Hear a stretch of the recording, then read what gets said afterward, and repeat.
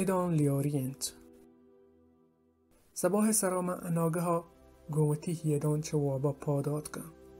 دن نامم بازیں کوکار و چیھال اشکت. چه بیلدینگ سیمی طبقه دریگا من سر کشید که بچارن جهلات چی بگیند. چارم کماشی مردی ھرگاڈی یا بزور دیما برگیند. و ھرگاڈی تو که بیهوش کپتگ. بزاں هر مرده جاهایند و مرد هره. سرک سر مردم ھنچوش کندگ و چیھال کنگند که پا آب پاندپین کماشا حالی نمندگد. آروچا من ها لیاری سلچارین لاتانی کندگانی شریدار بودم.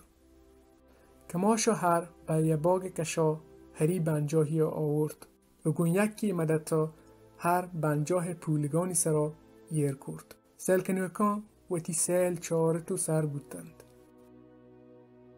دومی روچا من سرادا نشتگتم که اناگه ھنچوشین بازگین هری گرگی میشکت و لحتی کندگ.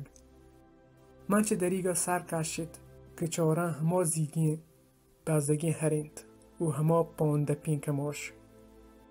مروی چی کماشوتی دستا تاوتی موکا هرکونا ماندیانند و گونوتی دستان آیه گوتان کشگند.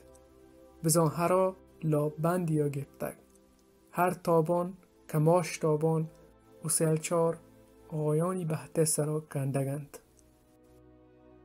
سیمی روچا من هیچ تواری نیشکود. چه دریگا سر کشید که بچارن چی بگیند. چارتون هر گارند و کماش ود وشتاتگ. گندگا آوتی حیالانی تها گارد. گومتی لانکیگا وتی دیما په کناند. آیه چما مزنی گمی گندگ بود. بله آروچا هیچ لات بود آیه سلچار و کلاگیریا نکنگد.